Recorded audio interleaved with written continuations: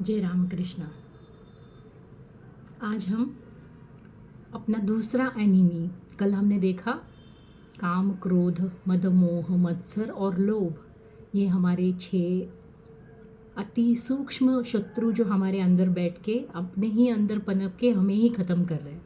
ये हमने कल देखा था, इसके पहले वाले वीडियो में देखा था। आज हम देख रहे हैं दूसरा वाला शत्रु जो कि एक्चुअली हमारा बहुत बहुत नुकसान करवाता है। तो वो है क्रोध या फिर एंगर, जिसको हम कहते हैं गुस्सा। तो जैसे हमने कहा कि सब सब ये जो विकार है, ये 6 के 6 जो विकार है, उन सब का और या फिर हमारे पूरे दुख का कारण ही अपनी कामनाएं होती है या फिर अपनी इच्छाएं या फिर डिज़ायर्स होती है, जो कि पहला वाला हमारा शत्रु था काम।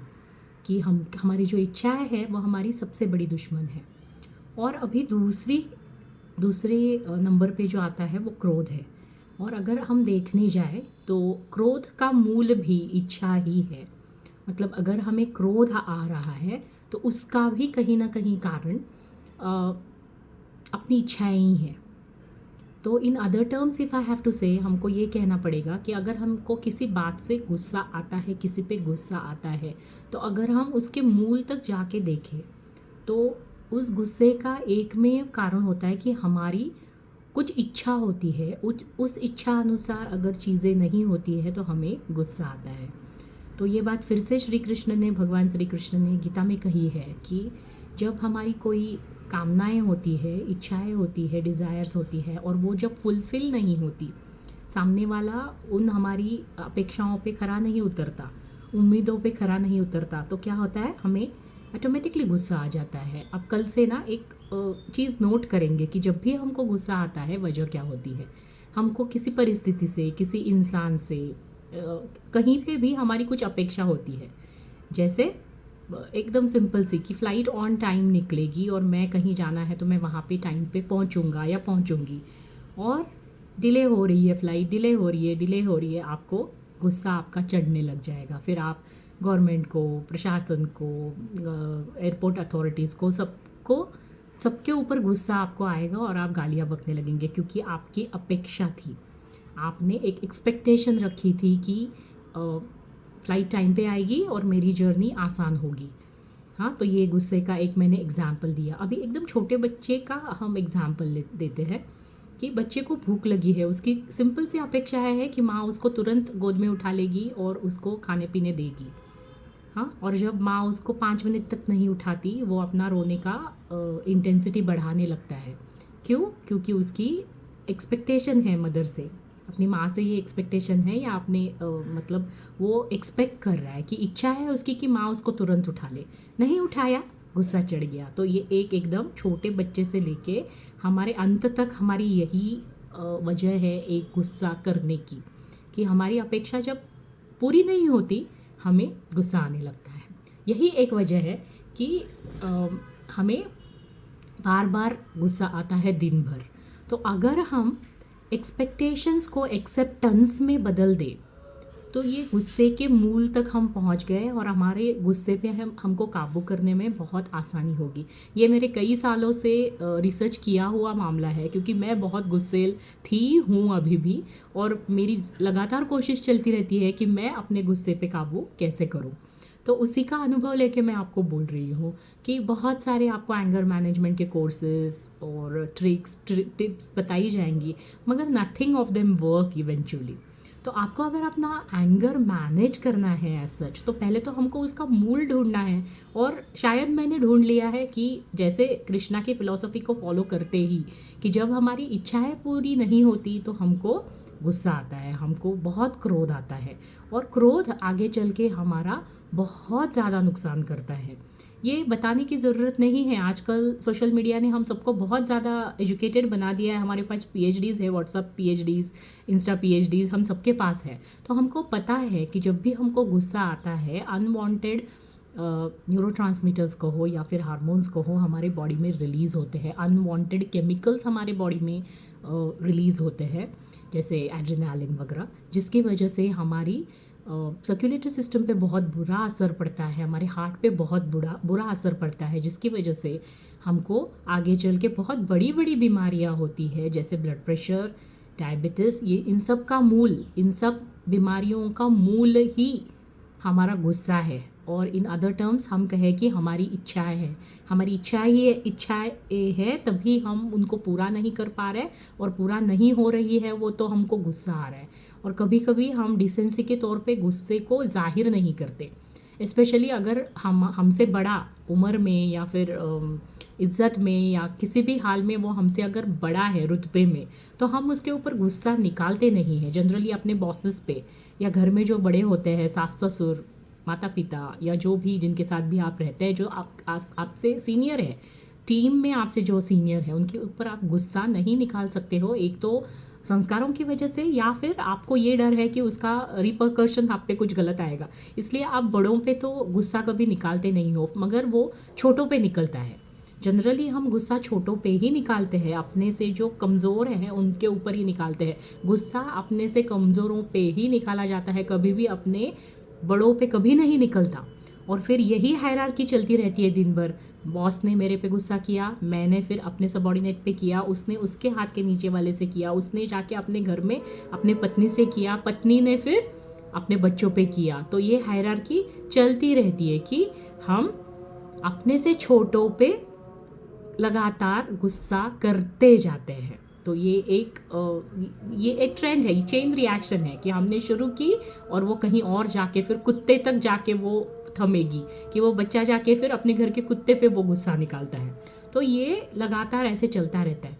तो अगर हमको गुस्सा करना ही है ना, अगर हमको ये गुस्सा अगर सही लगता है या फिर गुस्सा आना चाहिए, तो फिर हमको उसको सही से चैनलाइज करना चाहिए। हमको वो गुस्सा सही जगह पे निकालना चाहिए, ताकि उससे किसी का कुछ फ़ायदा हो।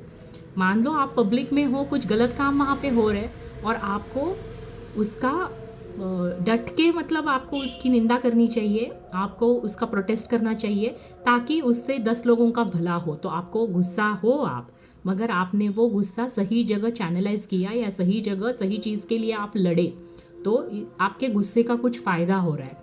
आपके गुस्से का अगर आपने दबा के रखा, आपने कभी बात नहीं की, और आप सालों तक किसी का इनजस्टिस सहते आ रहे हो, तो उससे किसी का भी फ़ायदा नहीं होने वाला है। फ़ायदा सिर्फ डॉक्टर्स और फार्मासिस्ट का होगा, क्योंकि आपकी तबीयत उससे ख़राब हो रही है, आपके हार्ट पे असर पड़ रहा है, आपके सर्कुलेटरी सिस्टम पे असर पड़ रहा है, आपको हाई ब्लड प्रेशर हो रहा है, हाई डायबिटीज़ हो रही है।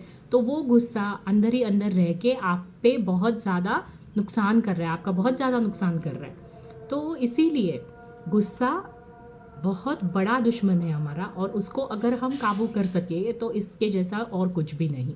तो लोग बहुत सारी चीज़ें करते हैं, अपने मन को शांत करो, हाँ, मेडिटेशन करो, मगर यकीन मानो जब तक हम अपनी सोच नहीं बदलते, जब तक हम रूट कॉज तक नहीं पहुंचते कि गुस्सा हमें आ रहा है तो किस वजह से गुस्सा आ रहा है, हमारी इच्छाओं की वजह से। तो अगर हम अपना जो एक्सपेक्टेशंस है, वाइफ को हस्बैंड से है, हस्बैंड को वाइफ से है, टीचर्स को बच्चों से है, बच्चों का टीचर्स से है, हम सबको किसी ना किसी से कुछ ना कुछ एक्सपेक्ट है। कुछ और ना सही तो हम फिर अपने देश से ही एक्सपेक्टेशंस रख लेते हैं कि हमारे देश में ऐसा क्यों नहीं होता।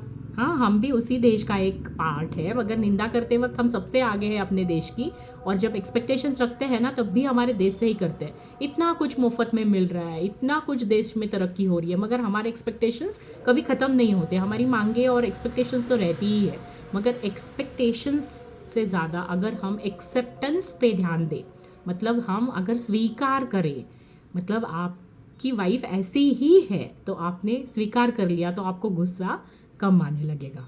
आपका हस्बैंड तो है ही ऐसा, तो फिर ये औरतें थोड़ी ज़्यादा अच्छे से कर लेती है कि मेरा हस्बैंड तो है ही ऐसा, एक्सेप्टेंस मोड उनका हमेशा ऑन होता है। तो यही अगर हम सब करें कि एक्सेप्टेंस हम अपना बढ़ाएं कि हाँ, ऐसा ही है मेरा बॉस, तो ये तो ऐसे ही करेगा, ये तो मुझे अप्रिशिएट करेगा ही नहीं, ये तो मेरे में नुक्स ही निकालेगा, या फिर मेरी सास तो है ही ऐसी, वो तो सिर्फ मेरे पीछे ही पड़ी रहती है। तो ऐसे हम अगर एक्सेप्ट कर ले प्यार से कि ये लोग तो है ही ऐसे और हम इनका कुछ नहीं कर सकते, इससे तो हम शांत रहे, और वो जो कर रहे हैं ना, जो भी परिस्थिति है उसको हम अगर एक्सेप्ट कर ले, हाँ, तो फ्लाइट टाइम पे नहीं है, रेल देर से आ रही है, महंगाई बढ़ती जा रही है, या जो भी ऐसी चीज़ें हैं जिससे आपको गुस्सा आ रहा है, उसको आप पहले तो एक्सेप्ट करो.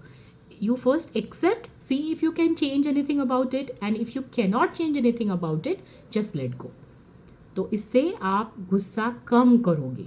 बच्चे ठीक से नहीं पढ़ते, बच्चे आपको बहुत परेशान करते हैं, टीनेजर्स है, आपके नाक में दम कर रखा है, तो ये पहले खुद को समझाना है कि तो ये तो इनकी उम्र है, ये तो ऐसे ही करेंगे, ये तो आजकल के बच्चे हैं, शायद हमने ही इनको सही से नहीं पाला है. अगर ऐसे थॉट्स हम अपने आप में क्रिएट करेंगे तो ये होगा कि हम एक्सपेक्टेशंस से आगे बढ़ के हम एक्सेप्ट करने लगेंगे. और जब हम एक्सेप्ट करते हैं किसी भी चीज़ को, हमारी एक्सपेक्टेशंस जब ख़त्म हो जाती है, एक्सपेक्टेशंस इन अदर टर्म्स, जब हमारी उनसे जो इच्छाएं हैं या फिर जो हमारी अपेक्षाएं हैं या फिर हम जो उनसे डिज़ायर्स रख रहे हैं, छोटे छोटे डिज़ायर्स, ये कोई बड़े डिज़ायर्स नहीं कि बच्चे हमारी रिस्पेक्ट करें. एक टीचर का जनरल एक्सपेक्टेशन होता है कि बच्चे पढ़े, हम जो पढ़ा रहे हैं वो ठीक से समझे और पढ़े, और जितना हमने पढ़ाया वो सब उनके समझ में आए. मगर ऐसा नहीं होता. क्लास में 1-2 बच्चे ही होते हैं जो 100% आपकी बातें मानते हैं, सुनते हैं और याद रखते हैं और फिर एग्जामिनेशंस में अकॉर्डिंगली परफॉर्म करते हैं. तो टीचर्स तो इसी वजह से चिढ़ती है कि हमने तो इतना पढ़ाया मगर बच्चों ने कुछ उसका लिया ही नहीं, अपने अंदर कुछ रखा ही नहीं, कुछ उन्होंने उसका दिखाया ही नहीं कि उनको आया. तो ये अलग अलग तरीके के हमारे गुस्से होते हैं. तो ये गुस्से या फिर ये क्रोध हमको सिर्फ एक्सेप्टेंस से हम उस पर काबू कर सकते हैं. क्योंकि ये तो ऑब्वियस और बहुत सरल बात है कि गुस्से से ज़्यादा खतरनाक हमारे शरीर के लिए हो, मन के लिए हो, आध्यात्मिक उन्नति के लिए हो, या कहीं पे भी हम हैं इस दुनिया में, हम कहीं पे भी है, हमारी कोई भी तरक्की के लिए गुस्से से हमको सिर्फ नुकसान होता है, कभी भी इससे फ़ायदा नहीं होता. अगर गुस्सा सही वक्त पे और सही जगह चैनलाइज किया जाए, जैसे पाकिस्तान हम पे बार बार आतंकवादियों के हमले करवाता है और हम अगर वो एक्सेप्ट करके चुप के बैठ जाए तो ये बिल्कुल सही नहीं होगा. तब हमारी आर्मी को, हमारे गवर्नमेंट को गुस्सा आना बनता है. तो ऐसी चीज़ों में जहाँ पे रिक्वायर्ड है, चैनलाइज्ड गुस्सा है, वो ज़रूरी है. तो उस गुस्से के बिना तो फिर कुछ भी नहीं होगा. मगर ये जो हमारे रोज़मर्रा की ज़िंदगी में हमको फ्रस्ट्रेशंस और चिड़चिड़ापन और गुस्सेल बनाता है ना, ये छोटी छोटी चीज़ें सिर्फ हमारे एक्सपेक्टेशंस की वजह से हो रही है. अगर हम अपने एक्सपेक्टेशंस पे, डिज़ायर्स पे हम खुद काबू करेंगे, मतलब अगर हमारी एक्सपेक्टेशंस है तो हमको खुद पे ही गुस्सा करना चाहिए. फिर वो हम नहीं करते. खुद से तो हमको बहुत प्यार होता है, तो वही प्यार हमको सबको दिखाना है और अपनी एक्सपेक्टेशन सिर्फ खुद से रखनी है. और दूसरों की जो भी एक्सपेक्टेशंस दूसरों से है, अगर हम उनको कम करेंगे तो हम खुद देखेंगे कि हमारा जो गुस्सा है ना, वो दिन भर जो हम गुस्से में रहते थे, ये एक्सेप्टेंस की मोड़ पे आने पे हमारा धीरे धीरे वो कम होता जाएगा और भी हम गुस्सा आए तब भी बहुत जल्दी शांत हो जाएंगे. तो गुस्से का एक नॉर्मल पैरामीटर है, आपको गुस्सा आता है कितनी जल्दी आप नॉर्मल हो जाते हो. ये एक आपका मन कितना फिट है या फिर कितना तंदुरुस्त आपका मन है, ये दिखाता है. आज कोई बात हुई, हाँ, 2 दोस्तों के बीच, आप सालों तक उस पर गुस्सा हो, आप उससे दुश्मनी मोल लेते हो और कि कितने साल तक वो आपके दिमाग में वही बात रहती है, आप अपने दोस्त को दुश्मन मान के उसको बर्बाद भी करते हो. तो ये मन बिल्कुल भी नॉर्मल नहीं है. ये पागलपन का पहला निशान है. अगर आप एक दिन गुस्सा रहते हो, नॉर्मल हो, 2 दिन रहते हो, आप थोड़े से गए हुए हो. अगर आप सालों तक यही करते आ रहे हो, अपना गुस्सा आपके अंदर ही बॉटल्ड अप है, तो बिल्कुल मान लो आप पागल ही हुए जा रहे हो. तो ये गुस्से के भी ना तरीके होते हैं. थोड़ा सा गुस्सा बच्चों की तरह, कि बच्चा गुस्सा होता है, अगले मिनट आके वो सब भूला हुआ होता है, कि वो आके आपको हक कर लेगा कि वो भूल गया जो भी हुआ था. तो ये गुस्सा ना सात्विक गुस्सा कहते हैं इसको. और ऐसा गुस्से से किसी का नुकसान नहीं होता. मगर ये पागलपन वाला जो गुस्सा है, ये खुद का नुकसान तो 101% करता है. पता नहीं अपने साथ साथ, अपने गुस्से के साथ साथ आप कितने लोगों का और बर्बाद करते जाते हो. तो ये गुस्सा हमारा बच्चों जैसा हो तो फिर भी माना जा सकता है, उससे ज़्यादा तो अगली बार आपको गुस्सा आया, आप देखो 1 घंटा गुस्सा रहते हो, 2 घंटा गुस्सा रहते हो, जितनी देर आप गुस्सा रहते हो उतना आपका मन बिल्कुल भी स्वस्थ नहीं है, आपका मन अनफिट है। You need to make your mind fit. जैसे आपने शरीर का ख्याल रख के हम खुद को फिट रखते हैं, वैसे ही हमको फिर अपने मन को भी ट्रेनिंग दे के, साइकोलॉजिकल ट्रेनिंग दे के, साइकियाट्रिस्ट के पास जाके अगर आप सालों तक चिढ़ रख रहे हो अपने अंदर और लोगों को बर्बाद किए जा रहे हो, तो ये आपके अंदर एक विकृति है, ये एक डिफेक्ट है आपके अंदर, जिसको आपको काउंसलिंग करके उसको निकालना पड़ेगा। तो ये गुस्सा कितना खतरनाक है अपने शरीर के लिए, मन के लिए, सोसाइटी के लिए एट लार्ज, और हमारे आजू बाजू जो रहते हैं उनके लिए, सब के लिए ये गुस्सा बहुत ज़्यादा नुकसान देता है। इसीलिए इसको हम एनिमी नंबर 1 बोलेंगे। दो वो डिज़ायर से निकलता है, मगर डिज़ायर्स ना फुलफ़िल होने पे, एक्सपेक्टेशंस ना फुलफ़िल होने पे अगर वो गुस्सा इतना भयानक रूप लेने वाला है, तो वही हमारा एनिमी नंबर 1 है। तो हमको सबसे पहले तो अपने माइंड पे काबू करके इस गुस्से का पूरा खात्मा करना है अपने अंदर से, तभी हम स्वस्थ अपने लिए, अपने परिवार के लिए और पूरी सोसाइटी के लिए हम एक स्वस्थ सिटीज़न बन के जी पाएंगे। वरना तो हम ऑलमोस्ट पागलपन की तरफ या फिर कहीं और पहुंचने की तैयारी कर रहे हैं। तो ये मन के ऊपर हम एक अलग वीडियो में बेशक इसके ऊपर बहुत डिटेल में कंट्रोल कैसे करें मन को, ये हम आगे देखेंगे। तो आज हम गुस्से के बारे में इतना ही कहेंगे, और आपको अगर अच्छा लगा हो कंटेंट तो please share, like and subscribe, और कोई भी सजेशंस हो you are most welcome, and thank you for watching. जय राम कृष्ण।